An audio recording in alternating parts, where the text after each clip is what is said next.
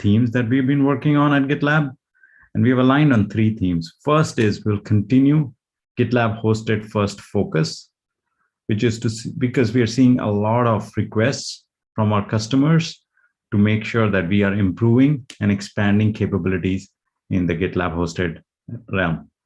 Second, we're going to focus on improving key workflow usability. Recall last year, we were focusing on usability as a whole, and we did a lot. What we learned from there is now we have some really complex and elaborate workflows that we need to focus on to drive improvement. Some of them are listed here, including enterprise planning workflows, settings and navigation, and others. And third, extend our lead in CI/CD. CI is one of the first use cases that users experience with GitLab, and we see there's a lot more we can do to help our customers and users on that. So that's what we're going to focus on in the fiscal 23. I want to remind everybody that we do plan ambitiously, which means whatever we share today can and is subject to change. So please don't make any material assumptions for buying purposes and things like that as we share this roadmap. As usual, you can follow along and contribute with us. On direction/kickoff page, you will see all the issues, epics, videos. You can click into any of them and really directly start interacting with the engineers and product managers, and also choose to contribute if you want to. With that, let me talk about the lay of the land today. We'll start off with David talking about the dev section and all the stages in there, followed by Hillary, who will talk about the secure and protect stages. Kenny will take over and talk about all the stages in the ops section. And then Josh will bring us home with the enablement section. With that, take it away, David. Thank you, Anup. And let me get my browser shared. Okay, so as Anup mentioned, we're going to dive into the dev section. As a first step here, let's talk about the themes for the dev section. So in Q1, they're going to be focused primarily on GitLab hosted first, as well as the improved key workflow usability. And you'll see that as we walk through the items for 14.8, this includes things such as bringing parity between GitLab hosted and self-managed GitLab deployments, as well as a focus on security, reliability, and availability. And then finally, on the improved key workflow usability, you'll see some updates related to our workspace initiative, work items, as well as some improvements to our reporting. So with that, let's hop into the create stage first. Majority of the create stage is focused on security, reliability, and availability. However, the editor team is working on a couple of research tasks that I wanted to highlight for you that I think are pretty interesting. So the first one is they're looking at potentially replacing the web IDE with a client-only version of VS Code. What this will allow GitLab users to experience is exactly what they would experience if they're running the VS Code as the desktop app. However, this would now be running within our application. The other benefit of this is this will allow us to enable GitLab-specific extensions that relate to our product to give an even better experience for developers developing within the GitLab application. They're also working on reducing the bundle size of the new content editor. Today, it's a rather large transfer when you first access it, and we want to be able to improve that usability experience and have that load much faster for you. So we'll be focused on that as well. Within the plan stage, they're primarily focused again on the reliability and availability. However, I do want to highlight a usability improvement. The product planning team is looking at adding additional components to the roadmap view that's there today.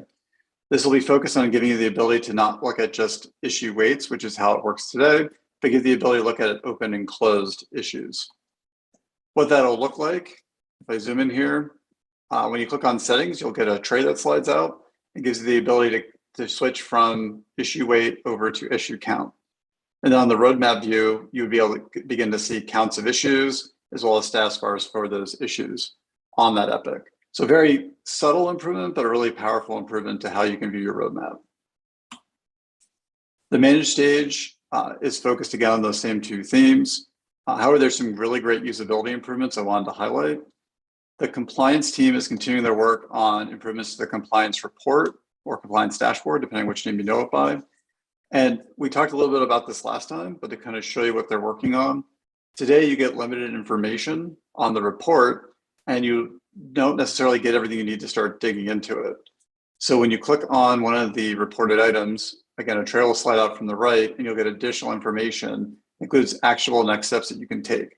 This includes links out to the merge request, people who are involved in the review, and so forth. And this is just the beginning of providing more value and visibility for you for your compliance concerns. The Authentication Authorization team is working on continuing to bring sample group sync to self-managed GitLab deployments. As a reminder, this actually launched last year around this time for GitLab.com and GitLab hosted instances. This work is to bring that parity again between GitLab hosted and GitLab self-managed. Part of that's going to be introducing a new API for automation purposes to allow organizations to be able to just call the API to create a new group, update information about the group, or just get the group status in general. The workspace team is starting on their first MVCs on bringing parity between GitLab hosted and GitLab self-managed. Here you can see the first step of that is bringing parity in viewing users at the group level. To kind of show you what that looks like if you're not familiar, under the admin area of a GitLab self-managed instance, you have a lot more information related to the users that are taking actions in that project. They're looking to begin to migrate this functionality into the top level group so you begin to have better control. The first step is going to be a read-only view, followed by improvements as we iterate towards bringing parity on user administration. The other area they are working on is giving you better control over managing groups at the parent group level. For those who are not familiar, there's a lot of options again in the admin area that are missing at that top level namespace. This is a very small but very powerful improvement. Today, if you're in a group on GitLab.com or a GitLab hosted environment, to delete a project or a group, you have to actually go into the group settings and find the delete button. This is going to be bringing that little button that's there in the admin area to the top level, so you can actually delete the group directly from there without having to go additional clicks. Again, I feel like small improvements, but beginning to bring parity between GitLab hosted and GitLab self-managed. And then finally, for the managed team, the optimized group is focused on bringing parity between the CI/CD analytics and the value stream analytics reports. Today, if you're in value stream analytics, you get things such as deploys and deployment frequency. However, that's missing from the CI/CD analytics. So the proposal is to bring that same data to this report. You can see here, they'll be including that at the top of the chart. And to wrap up the dev section with ecosystem, the foundations team is working on our pajamas migration. If you're not familiar with that, there's a lot of really great detail available on design.gitlab.com. However, for this milestone, they're focused on standardizing the dropdown functionality and making that an available component. So we have the same experience across the entire UI of our product, no matter where you are within it. Again, for more information about what they're working on and following their progress, you can go to design.gitlab.com, learn all about the components they've built, components they're currently working on, and ones that they would love community contributions for. So if you're watching this and you want to be able to contribute to the usability of GitLab, feel free to grab one of the items in the backlog, build a component, and contribute it back to the foundations team. So anyway, with that, that's everything that's going on in the dev section. And I'd like to hand it over to Hillary to talk about the sec section. Great, thanks, David. Let me share out my screen here. All right, awesome. So the sec section has a lot going on. This milestone, it'll be a packed milestone for us. So all of our groups will be working on projects that support the fiscal 23 theme of improving key workflow usability. First here, you'll see that the dynamic analysis team has, for DAST, they're continuing to work on developing passive vulnerability checks for browser-based scanning. So as a reminder, we've built a proprietary browser-based scanner that will eventually fully replace ZAP. So before we can fully cut over to our in-house scanner, we need to establish parity for both passive and active attacks that ZAP covers. So that's what some of this work is about. Additionally, Corpus Management for coverage-guided fuzz testing will go live in 14.8. So for the uninitiated, a corpus is the library of inputs that you give to your fuzzing tool, and that it will reference in order to test an application. So this work makes it easy for users to maintain the set of inputs that they want to use when testing their applications within GitLab. And then the last couple items for dynamic analysis are around advancing our recently introduced category of API security. So first of all, first priority for the team is focusing on improving scan speeds, and then also on switching the on-demand API scan to use API security scanner instead of ZAP. So this change will most likely ship in 14.9, but it's possible it could ship in this milestone. So that's why we're bringing it up now. A major immediate benefit of this change is that it will allow users to scan APIs other than just REST APIs. So for instance, SOAP and GraphQL APIs as well with the on-demand scan. And then we'll also allow them to use a HAR file or Postman collection to define the API rather than only being able to use open API specs. And then the composition analysis team will be working on an iteration this milestone to move us closer to their long-term goal of showing full graphs of all dependencies for a given project. So in 14.8, they plan to add the exact path to a vulnerable package to the vulnerability finding page. Oh, sorry, apologies there. So basically that'll appear in the UI. So users won't be able to, will be able to see not only the package name that was introduced and has a vulnerability, but also the exact file in the project where that dependency was included. So that'll make it easier for users to locate the vulnerable package in order to fix them. The CA team is also beginning work this milestone to develop a POC to evaluate new open source technology to replace License Finder. So they'll be researching available open source solutions that may be a good fit. Then they'll pick a technology and evaluate it in a POC. Ultimately, the goal here is to be able to bring our license compliance functionality back into active development and then start to address a number of customer requirements that have surfaced against our existing offering. The Threat Insights team is working on integrated developer security training.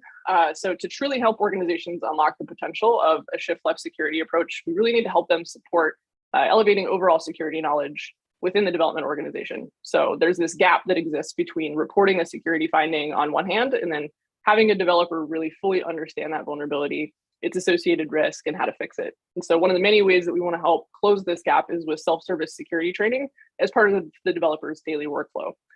So with this functionality, we'll provide a simple, unobtrusive way to access highly relevant training materials from security training, from our security training content partners. And so users will be able to see the option to complete a specific training within the right context. So that's when they're actually reviewing security findings within MRs or in pipelines or on a vulnerability report. So because we want to provide access to content from multiple training providers, this feature is also going to be built in a modular way, and the experience will be consistent regardless of who is providing content.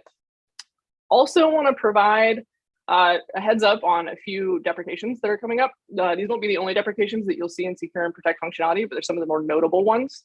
So first, for Threat Insights, as of 15.0, we'll start enforcing validation of all security report artifacts. Additionally, secure report formats prior to schema version 14.0.0 won't pass validation and will therefore no longer be supported. So it's important for any security tool that integrates with GitLab to ensure that it's adhering to the proper schema version and that it will also pass validation. So there will be more details on that available in our release post.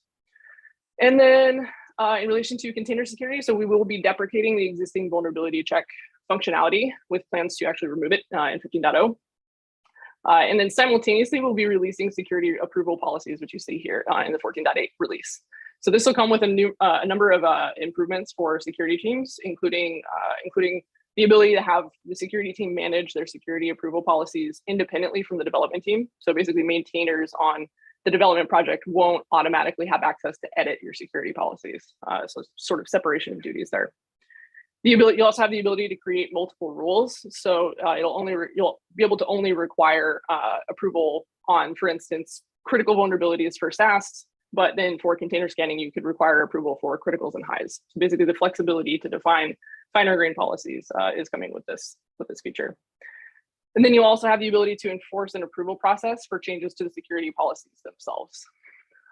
Finally, for static analysis, the static analysis team is working on a number of analyzer updates and deprecations this milestone, and the details you'll be able to read about in our release posts. And with that, I will turn it over to Kenny. Awesome, exciting about the security policies. That's great, Hillary. Yeah, let me share my screen. All right, my name is Kenny. I am the product leader covering the ops section. The ops section includes the stages of verify, package, release, configure, and monitor. And wow, what a doozy. 14.8 is going to be an awesome release for the ops section. When I was preparing my highlights, there were just way too many to cover. So I'd really encourage everyone to walk through the videos of each individual group. There's a lot of really exciting stuff happening in 14.8. One quick note, we announced in the last kickoff and announced publicly in blog posts that we acquired a company called OpsTrace, and we'll be integrating them. Wanted to call it that we're going to be integrating OpsTrace and calling that group the Monitor Observability Group. And so our existing Monitor group is renamed to the Monitor Respond Group. So you'll hear me reference them in this conversation. Another also PSA, will be deprecating GitLab's existing metrics logging and tracing features. Officially in the 15.0 release, that deprecation has already been announced in our docs. All right, as the rest of the groups, we are organized and heavily focused on our 3 core Fy23 themes. Those are GitLab hosted first, improving key workflow usability, and extending our lead in CI/CD. In GitLab hosted first, I wanted to highlight a couple of investigations and issues that we're working on that are the result of high usage of existing parts of our product. So if you use GitLab CI, you're probably familiar with our pipeline authoring experience and our pipeline editor. We've been noticing as more users have been using the pipeline editor that we're experiencing increased delays and aptX scores for the experience that users are having when editing their files. So we're going to be doing a deep dive to make sure that we stay within that group's error budget in 14.8. And then the second one, where again, we've been seeing a lot of increased usage is, you've been following along, we've announced our GitLab agent for Kubernetes, GitLab agent for Kubernetes, and the server that the individual agents connect to, and in order to connect to the GitLab instance. As we've been scaling that, particularly on GitLab.com, we've been noticing some scaling challenges. So we're going to be doing a deep dive into making sure that that service, the Kubernetes agent server on your instance, can scale as your usage of the agent scales. And in the theme of improving key workflows, there's one that I really wanted to highlight. This is a really popular issue, and this is our most common workflow, is the merge request workflow. And if you've experienced using GitLab across multiple projects, you've found that oftentimes individual projects have different merge strategies. What's the process by which, when we decide that we want to merge code, it gets merged? Some of those can be things like merge trains or other merge strategies. That can be confusing when you're jumping between projects about what is actually going to happen when I click merge. So one of the things that we're going to be working on in 14.8 is improving that user experience so that there's a kind of universal auto merge button where you can then drill down and find out the exact details about what will happen. But for users who are more used to jumping between projects, they can just quickly hit the auto merge button and be satisfied that that will perform the merge actions that are set up for that project. This is especially useful for when creating merge requests. You can click the auto merge when you create it so that you can kind of set and forget. Say, I assume that the CI will run successfully and that the merge process and this merge request will be added to a merge train, for example, and move on with the rest of your day. So that is the one really key workflow improvement we're working on in 14.8. And then the next ones are about extending our lead in CI/CD, which is the core mission of the ops section.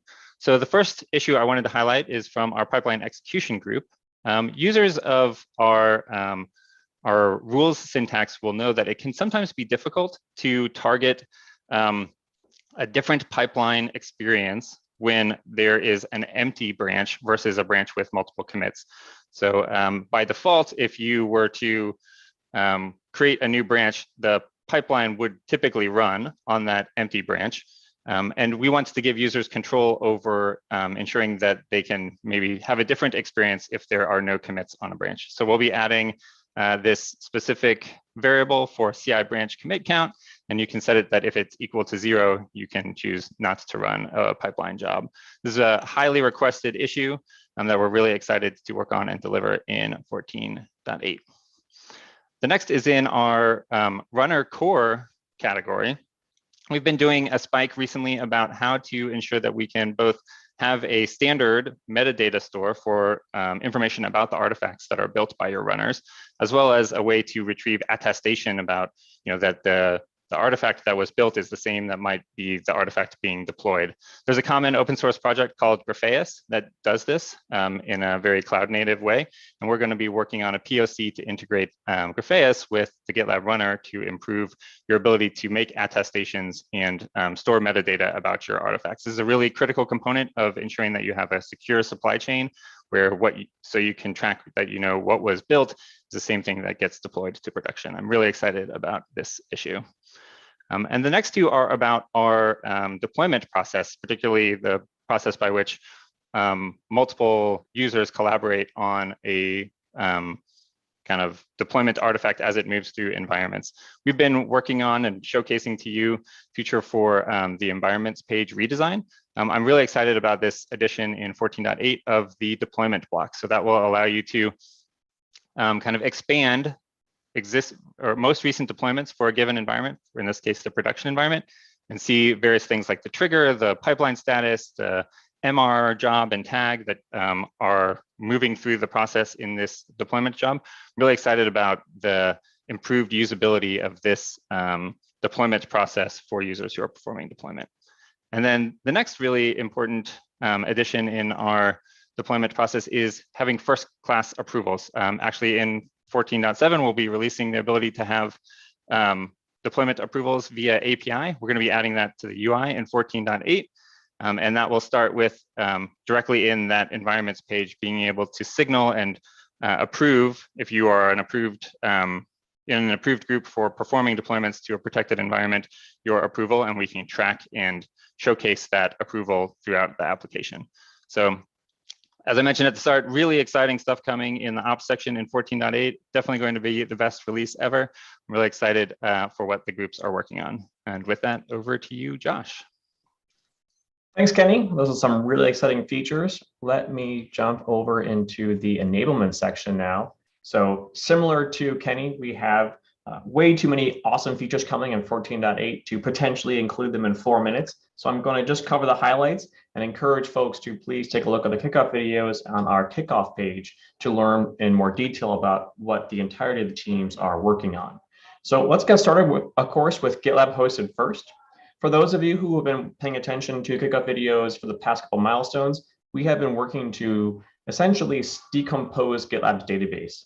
The challenge we face is that we have, with our Postgres database, is it can only get so big because on Postgres, you can only write to one node at a time. And that node can only get so many CPUs and so much RAM. And so at some point, you have to do something different. And what we are doing is going to be splitting our database into effectively 2 pieces, which gives us double the write capacity. And so we are underway on this, and this is largely being driven by the sharding and the database teams. And you can see we have a bunch of work here in progress. In particular, we are working in this release to help to make sure that the various features of our code base are compatible with 2 databases. So effectively, our code needs to know that for this certain data type to go to this database, and for this other data type to go here. And so we are working through that across our migration tooling, our backup and restore, and other functionality. And again, this is a lot of what our sharding team and database team are working on. It also, of course, expands out beyond that to other groups like our geo team.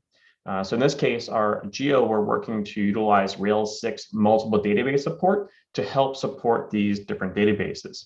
And so we're going through and doing that in geo to help support the overall effort. In addition, we're also working to continue to improve our disaster recovery functionality. The goal here is to help make sure that we can innovate more quickly and have a more reliable, consistent framework underneath our replication solution. And so in the past, we had bespoke kind of one-off replication code for each data type, and we've been moving those into our self-service framework to have a standardized place that we can utilize going forward to make it both easier to adopt for contributors, but also a more reliable place to have our functionality. And with that, we're going through and again working on artifacts builder, which is near the end of the list of our replication types. We're also continuing to work on the overall availability of the platform. And one area we found is that we have our metric server, which is how we know what's happening on our environments and even our customers, is currently running on our web servers in the web server itself. And so what we have found is that if there's any kind of challenges or issues with that metric server, which emit those metrics, it can also impact our ability to serve web pages and other content. And so what we're working on here is to actually move that metric server outside of the web server process. And so in case it has any kind of problems, it's not going to impact our ability to actually serve content to users. So looking forward to this one here for an availability improvement. Now, transitioning over from GitLab hosted first and all those performance and scalability and reliability efforts we have underway over to key workflows, we are working in our global search group to improve our overall code search quality.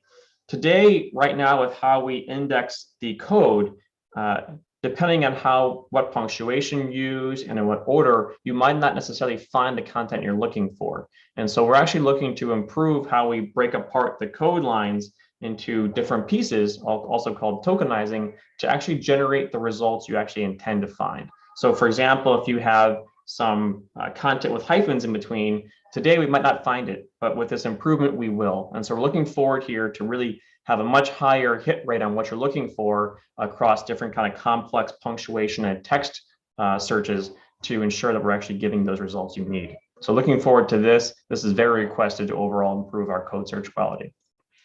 We're also working to improve the performance. Right now, when you perform a group level search, beneath the hood, there are some inefficiencies. We found we actually pass a significant number of project IDs over to our backend, which can cause this query to slow down. We're working to improve this and hopefully have a much faster group level search in the product than we do today. So looking forward to that performance and UX improvement. So that's for the key workflows, and we can now move on to new markets. We are just about towards the end of our Red Hat operator certification. This is the deployment method you can use to deploy on Kubernetes or on OpenShift. And we're working to get official Red Hat certification for this so it can appear in the marketplace, but also so that folks who are on OpenShift have confidence that Red Hat has looked at it and given it the stamp of approval. And so we're working on the last couple of bits here around things like Kubernetes 1.22 and other areas to ensure we have can meet their requirements. We're getting, again, very close, so looking forward to this being available soon. And last, we're also working to work through FIPS compliance. And so we are working to achieve this for our self-managed customers as well as potentially other use cases. And the goal here is to ensure that we can have all the cryptography within the GitLab platform meet the FIPS 140-2 compliance standard for the US government. And this will help unlock some of those use cases and customers to more easily adopt GitLab in those use cases. So with that, I'll wrap it up and pass it back to Anoop to take us home. Thank you, everyone. I heard a lot of amazing pieces of improvements coming in. I'm really interested in figuring out what the team finds with respect to replacing WebID with client-side VS Code. It looks promising. Improved compliance reports, better user management for SaaS through the Workspace initiative. I think we have heard a lot of our SaaS customers ask for that. So that's amazing progress. Changing Dast on-demand API scanning engine so we can scan other APIs beyond REST. Pretty exciting. Helps expand our use case. Open source, another investigation with open source tech to replace the license finder. Would love to get community also chime in on what they've seen work. Summarizing auto merge progress in the merge request. Again, very complex area of the product, making it easy. That's amazing. Different CI treatment for empty branches would be super helpful for a lot of our customers. Also excited about another POC, which is integrating graphs to make attestations, Graph.js, and to make attestations and store metadata about the artifacts. I know some of our large customers have tried it and found it beneficial, so I'm really excited to see how the POC goes. Adding approval UI in protected environments. Again, an amazing, small but very impactful usability improvement. On the enablement side, all the work we're doing for scalability and availability, including database decomposition work, decoupling things like the metric server from the web server, pretty interesting work to make sure we continue to be highly available and resilient and scalable. I can't wait for the improved code search quality. I personally found myself doing this with, trying to look for files with hyphenated things and not being able to find them. And then FIPS compliance progress for US government. I think this is amazing. We're kicking off 2022 with a super amazing roadmap. It's going to be one of the greatest releases ever, and I'll see you again